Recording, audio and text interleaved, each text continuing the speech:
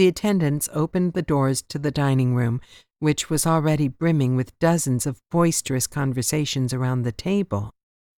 When I entered the room, however, silence immediately followed, and the occupants stood with all eyes on me.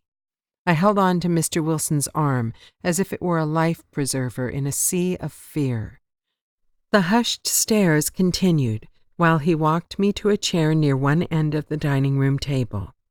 The man at the head of the table greeted me. "Good evening, Miss Stanton." Still terrified, I could only nod and say, Good evening." "I'm Evan Conroy, president of Evergreen Research Corporation." "Pleased to meet you, Mr. Conroy." I offered my hand.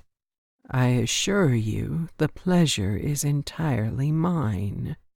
He smiled, maintaining eye contact as he kissed my glove. Although he was an attractive man, I was too scared to blush. Mr. Conroy pulled out a chair for me to occupy. "Thank you." I smiled at the other gentlemen standing around the table, and they all smiled in return as my seat was pushed in for me. I couldn't help but notice that George was not among them. The men, all dressed in black suits from the early 1900s, resumed their seats, but continued to look in my direction, filling the room with their stares instead of conversation. They sure take this costume party seriously. I bet they're a real hoot at Halloween. "Miss Stanton," Mr. Conroy said, "I trust you experienced an enjoyable holiday?" "Yes, thank you, sir." "Wonderful. Now, I'm sure you are wondering why you have been called here tonight. Therefore, without further delay, allow me to explain. These fine gentlemen seated around the table are the Evergreen Research Corporation board members. We have summoned you here this evening to officially announce the position you will hold with the company." I gritted my teeth to keep them from chattering. "It is a high-level position in a new research project we have recently embarked upon.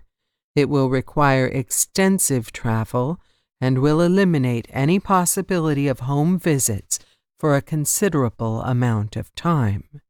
Because of the highly sensitive nature of our research, we require you to commit to the project prior to your knowledge of it or what your involvement will entail." My head began to swim, but I remained silent. "I will ask for your answer this evening. Please consider it carefully. For once your decision is made, you cannot change it." With that, Mr. Conroy rang a bell, and all the men stood. Mr. Wilson came from behind me and pulled my chair back, forcing me to stand as well. I felt like a bug on a windshield, with no idea what had just hit me. I tried to find my manners, smiling at the group and thanking Mr. Conroy before I was escorted from the room. Rose was in the hallway, waiting to take me back to my bedroom, but there was a look of deep concern on her face.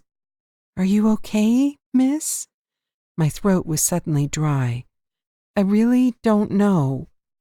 Back in my room, I sat at the dressing table, staring at my reflection for what seemed hours. Rose was scurrying around behind me, packing my things into large steamer trunks that had been placed around the room.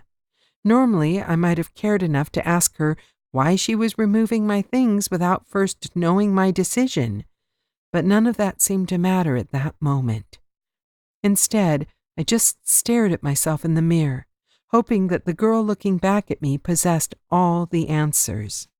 Unfortunately, by the look on her face, I could tell she wasn't going to be much help. The battle I waged with myself in the mirror seemed to take on a life of its own in the land of the bipolar. I was torn between my fear of the unknown and the need to honor my obligations.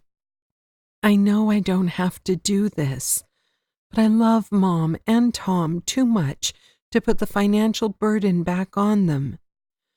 You're a big girl, Em. It's time to act like one.